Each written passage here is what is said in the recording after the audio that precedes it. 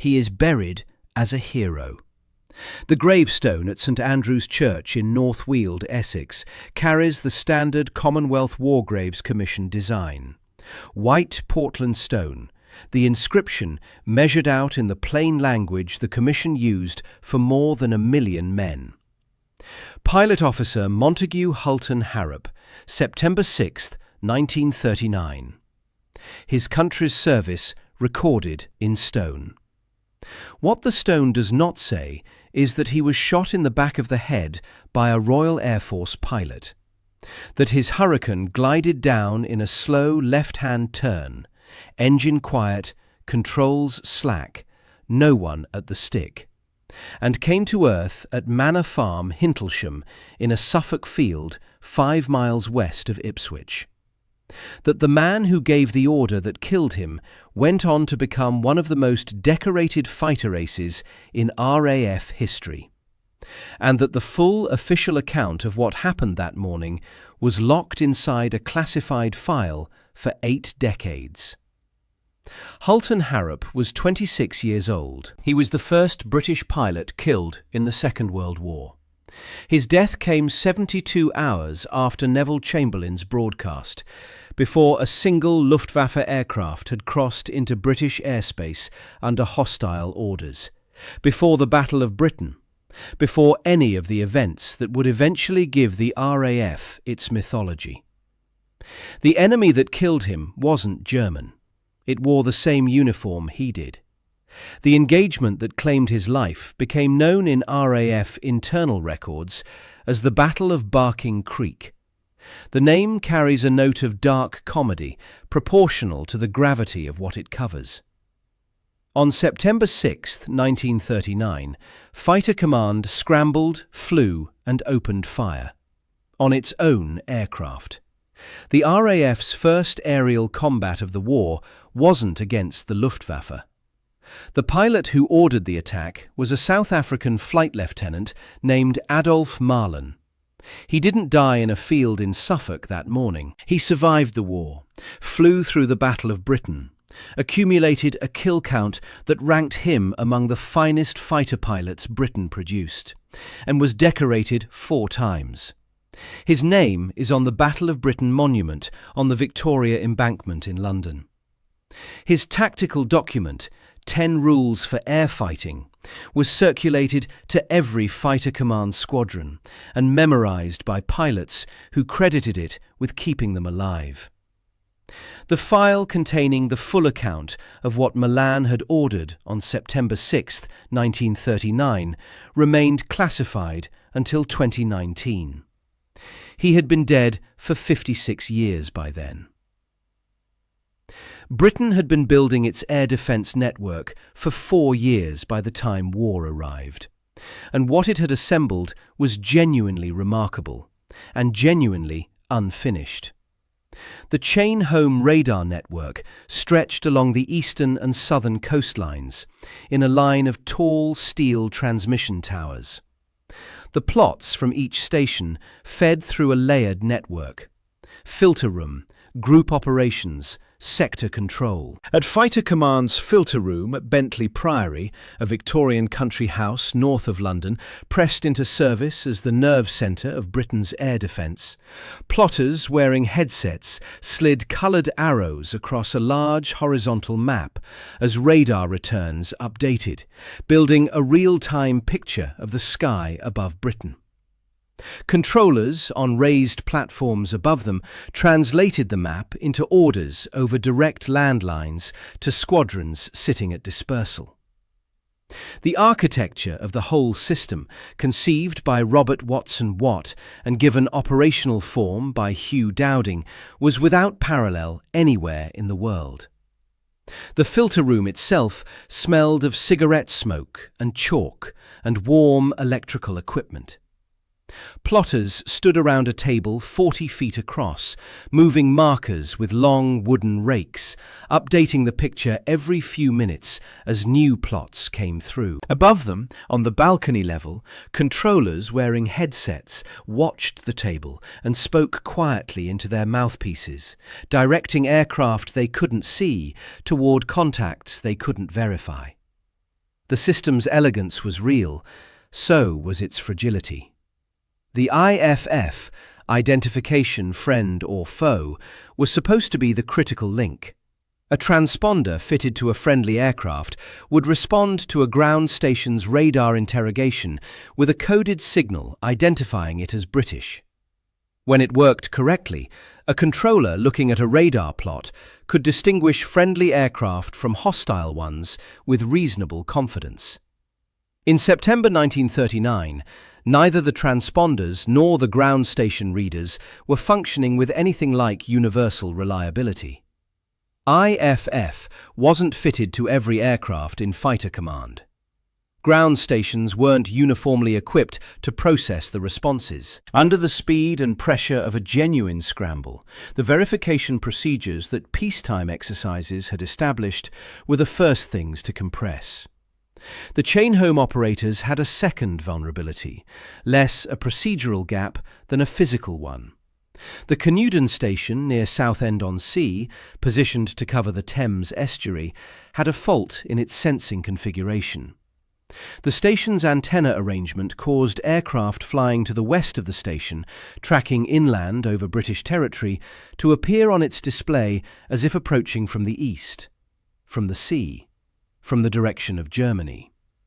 That fault was a direct product of the speed at which chain-home had been built, a race against the German rearmament program that had compressed development timescales and left some stations in service before their calibration was complete. On September 3rd, when Chamberlain's broadcast ended and the RAF went to full wartime alert, Canewdon was operational. Its operators were at their positions, and its fault was present. Adolf Gijsbert Malan was born on October 3, 1910, on a farm outside Cape Town. The route from the Western Cape to a Spitfire cockpit at RAF Hornchurch wasn't straightforward. His first career was at sea. The Union Castle shipping line ran mail and passenger services between Cape Town and Southampton, and Malan joined its training program as a young man, working his way through the officer grades on a route that crossed the Atlantic and connected the Empire. The nickname followed him from those years, Sailor. His colleagues in fighter command used it without irony, unaware or unconcerned that it attached to a man who had never flown until his mid-20s. He joined the RAF in the early 1930s. His flying instructors identified something during the early weeks of his training. Not just coordination or spatial awareness, though he possessed both, but a specific aptitude for gunnery geometry. Deflection shooting, estimating a moving target's angular lead and placing a burst where the aircraft would be rather than where it was, demanded an intuitive grasp of relative velocities and angles that couldn't be taught from a textbook and that some pilots never fully acquired. Malan understood it as if he had always known it. By the end of 1936, he had been assigned to 74 Tiger Squadron at Hornchurch, a month ahead of schedule. By February 1939, when 74 Squadron received their Supermarine Spitfires, he was a flight commander. In an experienced pilot's hands, the Spitfire was an instrument of considerable destructive precision. Malan wasn't an inexperienced pilot, and the distinction mattered. John Freeborn was. Pilot officer, 21 years old, 3 years into his RAF service, assigned to Malan's A flight as a section member. The relationship between a flight commander and his junior pilots in a pre-war RAF fighter squadron had a specific texture. Meals together at the mess, shared hours in the dispersal hut between flights, the particular shorthand of men who flew formation together and needed to read each other's reactions before the radio call arrived. Freeborn had described Malan as a good friend. That description wouldn't survive September 6th. Flying Officer Vincent Byrne, Paddy, was the third member of the formation. He had come up through the same training pipeline as Freeborn, flew in the same flight, and would be arrested alongside him the same afternoon the engagement ended. At North Weald, 14 miles northwest of Hornchurch, 56 Squadron flew Hawker Hurricanes. Two of their pilot officers were airborne that morning, Frank Rose and Montague Hulton-Harrop. Hulton-Harrop was 26. He had his wings, his rank, his posting. 3 days into the war that would define a generation. That was what the available record gives us of him. The duty staff at the Canewdon radar station began reporting their contact in the early hours of September 6th. The plots were clean and consistent. A formation tracking from the east, approaching the Thames estuary at altitude. The filter room at Bentley Priory received the reports and began building the threat picture. The scale and direction of the returns were entirely consistent with an incoming German raid. They were reflections of British aircraft flying inland. Canewdon's sensing fault had inverted the apparent direction of friendly aircraft passing to the west of the station. The plotters at Bentley Priory were working with a mirror image. British aircraft presented on their table as approaching hostiles. There was nothing in the data to suggest otherwise. The IFF returns from the aircraft in question were either absent, unread, or lost in the general noise of a radar system operating at wartime pitch for the first time. The controllers looked at the table, saw what the table showed them, and issued the only order the situation called for. The scramble order went to 11 Group. Multiple squadrons received it simultaneously. Controllers assigned vectors, compass headings and altitudes to intercept the reported formation. At Hornchurch, Malan led A-flight Spitfires off the grass in a formation scramble. The aircraft lifted in sequence, wheels retracting, noses climbing northeast toward the Essex coast. In a Spitfire cockpit, the world compresses to a specific set of inputs. The horizon line through the curved Perspex windscreen, the engine note transmitted through the airframe, the altimeter and airspeed needle climbing together as the aircraft gains height. At operational altitude over the Thames estuary on a clear September morning, the sky was the particular hard blue that gives no indication of what is about to happen in it. Malan flew the heading control had given him. The RT, the radio telephone that connected him to his pilots and to the ground, carried the compressed information of a live intercept: height, bearing, range estimate. He held course. North of Colchester, the two formations converged. The Hurricanes of 56 Squadron, Rose and Hulton-Harrop, flying their assigned patrol, appeared at altitude ahead and to the side of Malan's Spitfires. In the cockpit, there was no checklist for this moment. You had been scrambled to intercept a German formation. Control had put you on a heading to find it, and here were aircraft on that heading. The Hurricane's silhouette, the broader wing, the rounder nose, the more upright radiator housing compared to the Spitfire's cleaner lines, wasn't, at combat range and closing speed, an immediate trigger for a friendly identification.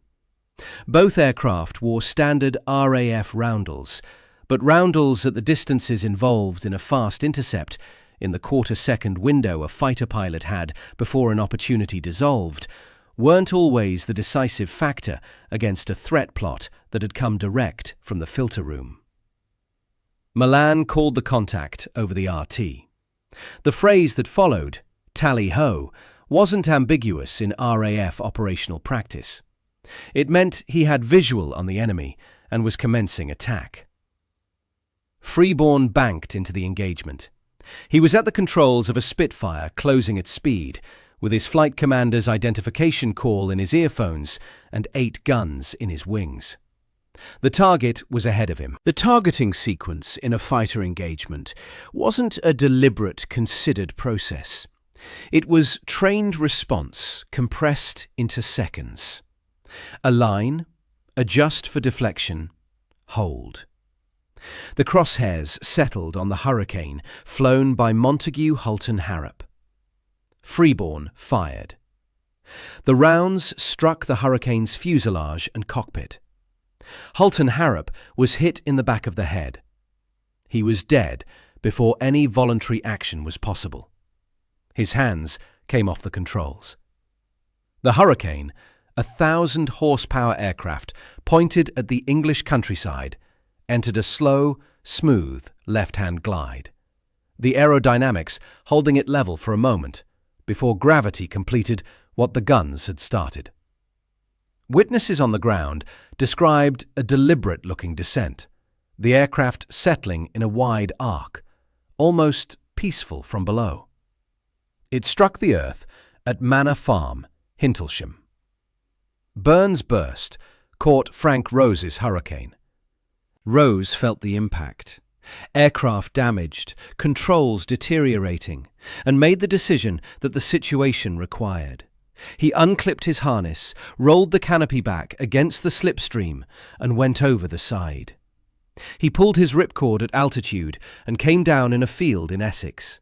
Shaken, cut about the face, alive. Below the engagement, British naval anti-aircraft batteries that had also received the scramble alarm opened fire on the aircraft above them. The sky over the Thames estuary now contained British Spitfires firing at British Hurricanes, while British guns fired at all of them. Every element of the air defence system responding correctly to the information it had received. Every element operating on a false premise, generated by a fault in a radar station in a field near Southend. Freeborn identified a third contact after disengaging from the Hurricanes.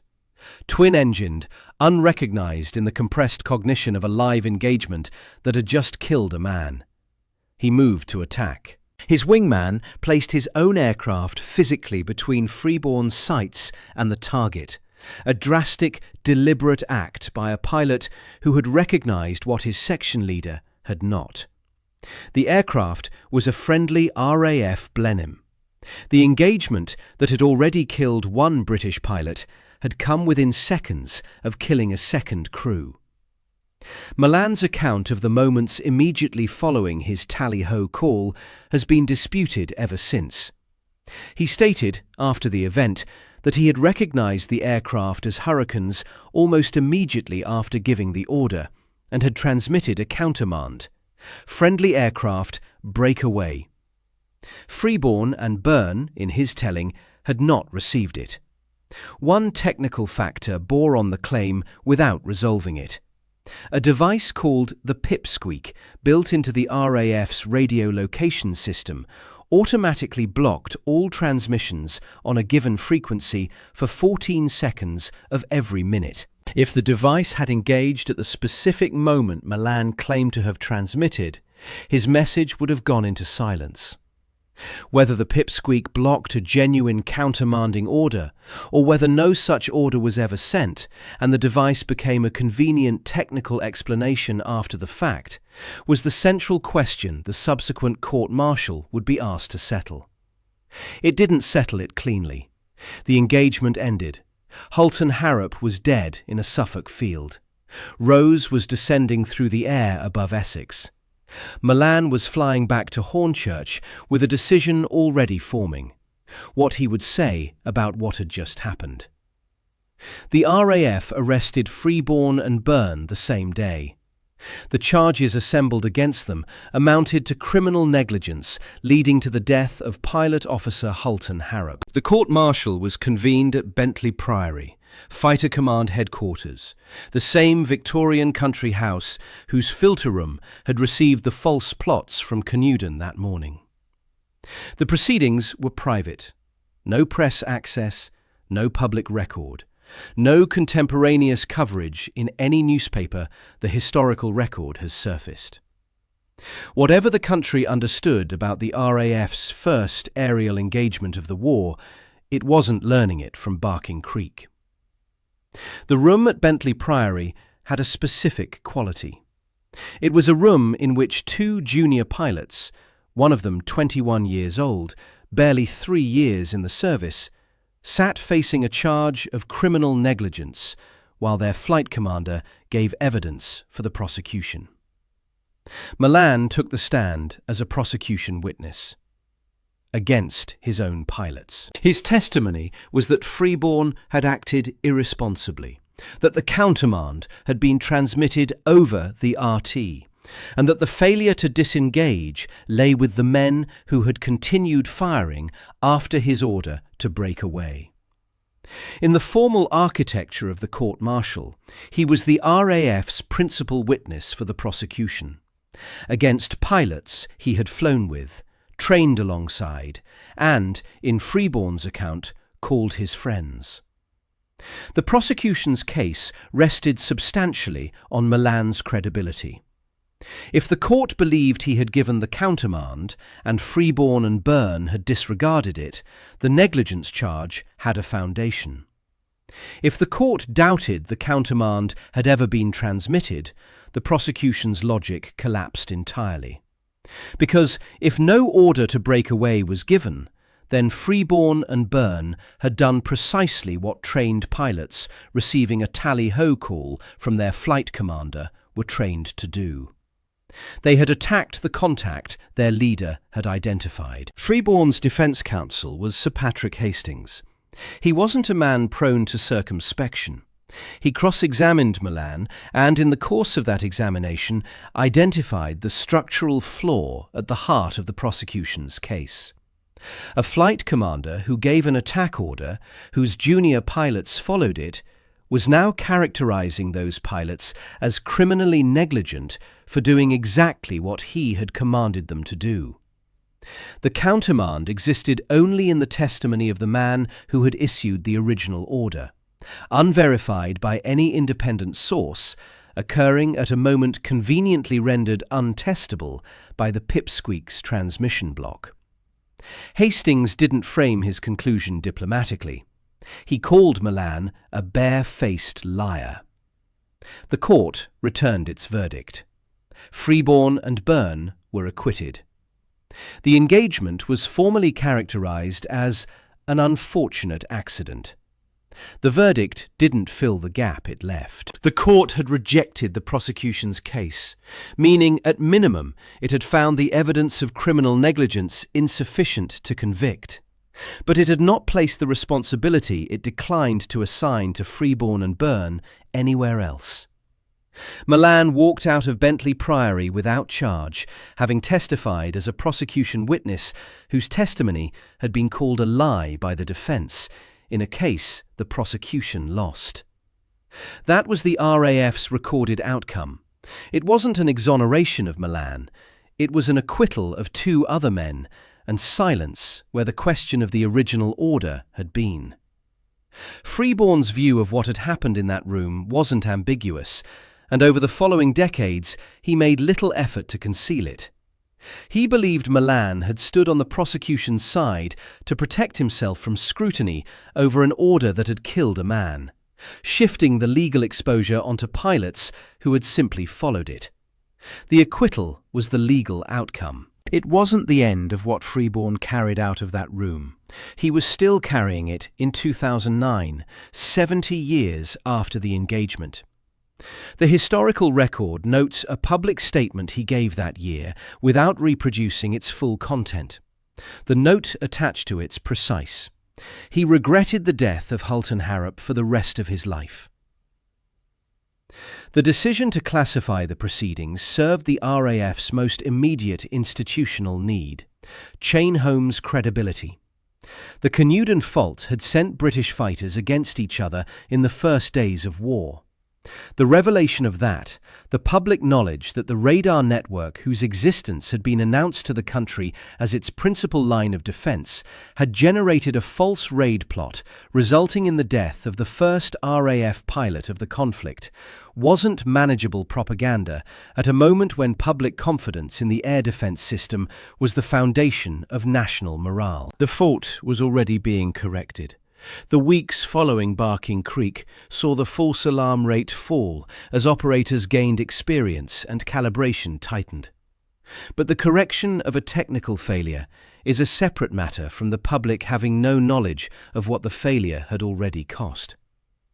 In September 1939, the RAF wasn't in a position to absorb that exposure. A second institutional interest may have run beneath the first. Malan's superiors had already identified what he was. The gunnery scores, the tactical intelligence, the authority he projected over his flight were visible to anyone who had watched him operate. A court record associating the first order of his RAF career in wartime with a friendly fire death wasn't an asset Fighter Command needed attached to one of its most capable officers at the beginning of a 6-year war. Whether that consideration shaped the classification decision or whether Chainholm's credibility was the only operative factor is something the available documents don't settle cleanly. The question of what Hulton-Harrop's family was told in September 1939, the specific official language used to describe their son's death, sits alongside both of those reasons without quite belonging to either. The family received a notification. The complete official account of how he had died, the one with the Canewdon fault and the scramble and the tally-ho and Freeborn's burst and the Manor Farm field, wasn't part of what the RAF made available to them. Whether that omission was extended as an act of institutional compassion, sparing a family the particular knowledge that their son died at the hands of men wearing the same uniform, acquitted by the same institution, or whether the family's protection was, at best, incidental to an operation of institutional self-preservation, is the question the available evidence can't cleanly adjudicate. In September 1939, both impulses produced the same decision. The file went into the classification system. The name Barking Creek disappeared from anything the public could read. On July 10, 1940, 10 months after the morning that killed Hulton-Harrop, the Battle of Britain began in earnest. The Luftwaffe launched its sustained air offensive against British radar stations, airfields, and then the cities, with invasion as the stated strategic objective. The following 16 weeks would kill 544 RAF aircrew. Malan was at the centre of it. His operational record in the months between September 1939 and the battle's opening had already earned him a distinguished flying cross. On the night of June 19, 1940, he took a Spitfire up in darkness over England and shot down 2 Heinkel HE-111 bombers on a single patrol. The first confirmed nocturnal aerial kills credited to the Spitfire in the war. Night interception in 1940 was an act of considerable technical difficulty. No airborne radar, no illuminated gun sights, a cockpit calibrated for daylight operations, and a target visible only as a dark shape against a darker sky or briefly caught in searchlight beams below. Malan found both aircraft and destroyed them. On August 8th, he was given command of 74 Squadron and promoted to acting squadron leader. He was 29 years old. On August 11th, a day the squadron named for him afterward, his pilots shot down 38 German aircraft in a single day's operations over the Channel and the English coast. On August 13th, he received a bar to his Distinguished Flying Cross. The Distinguished Service Order followed, then a bar to that as well, 4 decorations in total. The consistent element in the citations was precision. Malan didn't accumulate kills through volume of opportunity. He accumulated them through calculation, closing the range, establishing the angles, applying a burst of 1 to 2 seconds at a point where a short burst was lethal rather than decorative. He had been thinking about this geometry for years. During the battle, while Fighter Command was absorbing losses at a rate that strained both its aircraft production and its pilot training pipelines, he wrote down what he had concluded. The document he produced was 10 rules for air fighting. The RAF distributed it to squadrons across Fighter Command, to men who had sometimes been in the service for weeks, who were learning to fly and fight simultaneously, who were dying before they had mastered either. The rules weren't inspirational in the conventional sense, they were operational. Wait until you see the whites of his eyes. meaning close the range before firing. Fire short bursts of 1 to 2 seconds only when your sights are definitely on. Go in quickly, punch hard, get out. New pilots memorized them as survival instructions, which is exactly what they were. The 10 Commandments, as they came to be called, carried no mention of Barking Creek. The court-martial transcript was sealed in a file in the Fighter Command Administration System, and the man who had written down how to kill a German aircraft at minimum risk to yourself had built that document on experience that began, in the specific operational sense, with an order given over the Thames estuary 10 months earlier that killed a British pilot named Montague Hulton-Harrop. His total confirmed kills, depending on a counting method, shared kills credited differently by different sources, probables included or excluded, ranged between 27 and 35 German aircraft destroyed. The Battle of Britain monument on the Victoria Embankment lists the names of the pilots who fought it. Malan's name is there, among a first rank that includes Douglas Bader and Bob Stanford Tuck. Freeborn flew through the Battle of Britain too. The historical record documents his service without lingering on the specific weight of being a man who had been acquitted of killing a colleague, had watched his flight commander testify against him, and had returned to flying fighters from the same Essex airfields where it had started. He flew because the war required it. What September 6, 1939 had installed in him, not a legal finding, but a knowledge of what his guns had done, was something no verdict could remove. He carried it for 60 more years. The war ended in May 1945. Malan's operational flying had wound down well before then, his tours completed, his roles shifting toward command and instruction. Group Captain, RAF Staff College. When the immediate emergency was over, he was left with the question that returning servicemen faced across every theatre. What next, and where? For Malan, the answer was South Africa. He had left the Western Cape in his 20s, joined the Merchant Navy, found his way into the RAF, and spent the better part of a decade defining himself above Britain and Germany.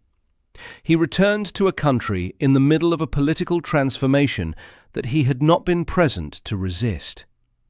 The National Party came to power in 1948 and began implementing the formal legislative structure of apartheid. The Prohibition of Mixed Marriages Act of 1949, the Population Registration Act of 1950, which classified every South African by race, the Separate Amenities Act and the Suppression of Communism Act. The latter broad enough to suppress essentially any organised political opposition. The removal of coloured voters from the common electoral roll through a series of parliamentary manoeuvres that stretched across the early 1950s.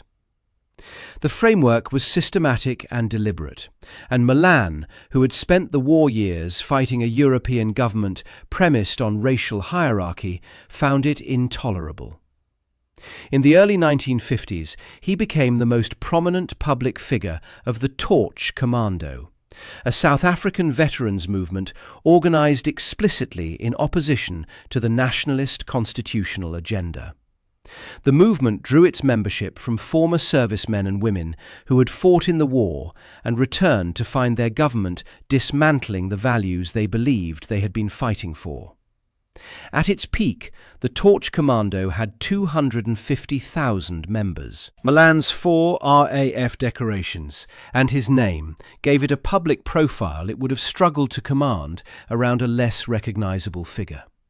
He spoke at rallies, published statements, and made clear that he didn't distinguish in principle between the government he had fought in Europe and the one now legislating in Pretoria. The nationalist government's response was to attack him as an imported British officer, a characterisation that set aside the South African farm where he had been born and the Union Castle line that had first taken him away from it. The label served its purpose in the nationalist press, framing his opposition as foreign interference rather than the argument of a South African who had come home. The Torch Commando dissolved through the mid-1950s as the nationalist government's consolidation deepened and the constitutional removals of coloured voters proceeded despite sustained opposition. The movement's membership contracted as the practical victories grew scarcer and the cost of public opposition increased. Malan's political influence contracted with it. Parkinson's disease arrived in his early 50s. The condition strips what it targets with a specific cruelty in a man whose entire career had been built on fine motor precision. The coordination, the spatial awareness, the trained physical reflexes that had been the physical signature of everything he had accomplished in the air. By the late 1950s, the qualities that had made him the best shot in 74 Squadron and the author of the 10 Commandments were no longer available to him. The decline was documented and witnessed. On September 17, 1963, Adolf Malan died in Kimberley, South Africa. He was 52 years old. The nationalist government denied him a military funeral. His decade of public opposition to their programme had not produced forgiveness, and they saw no obligation to render him the honours his RAF service had earned. The city of Kimberley organised a civic funeral instead. Thousands of people lined the streets to watch the cortège pass. A crowd assembled without official instruction for a man the government of his own country had declined to honour. His name remained on the Battle of Britain monument. His decorations remained in the formal record. His 10 Commandments remained in circulation in aviation history literature and in RAF training material for years after his death. No official account of his career, in the published record accessible to the public in 1963, connected his name to the morning of September 6, 1939, and the field at Hintlesham. The file was still sealed. It had been sealed for 24 years. It would stay sealed for another 56. In 2019, 80 years after the Battle of Barking Creek, some of the classified records were partially released. The partial disclosure confirmed what historians had assembled over the preceding decades from secondary sources, surviving memoirs, and participant accounts. The Canewden Fault, the false plot, the scramble, the convergence, the order, the shots, the death, the acquittal, the classification, and the decorated career that followed it. The RAF Museum has since hosted public presentations using the declassified materials. The event passed, with increasing clarity, into the documented historical record. The complete court-martial transcript, as of that release, remained classified. The specific proceedings, Malan's testimony in full, the complete content of Sir Patrick Hastings's cross-examination, the court's internal reasoning, stayed behind the seal.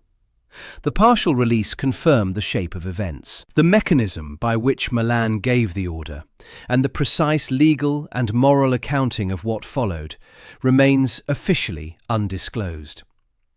What the 2019 release also confirmed, by its own limits, is the shape of what 8 decades of classification produces. The people who received the official notification of Hulton-Harrop's death in September 1939, and who lived their remaining years with whatever account that notification contained, aren't alive to describe what it meant to understand, or not to understand, how he died. The generation the file was, in some sense, sealed to protect, was gone before the file opened. Pilot Officer Montague Hulton-Harrop is buried at St Andrew's Church in North Weald, Essex. His grave is maintained by the Commonwealth War Graves Commission. The stone is accurate in what it records and silent on what it does not. Adolf Malan's name is on a monument 40 miles to the southwest of that grave, on the Victoria Embankment in London, among the names of the pilots who defended Britain in the summer of 1940. His courage wasn't manufactured, his skill was real. The file that complicates the picture of how his war began wasn't unsealed until he had been dead for more than half a century. Both men's records are, in their different ways, incomplete. The parts that would connect them, the full transcript of the room at Bentley Priory, the exact language of the death notification sent to a family in September 1939, are either still classified or haven't survived. The question of who made the decision to hold those details back, and whether that decision was mercy or calculation, or the particular wartime arithmetic where both are sometimes the same thing, is the one Barking Creek leaves open. The archive opened, the question didn't close. If you want more stories that go this far into the record, subscribing keeps them coming.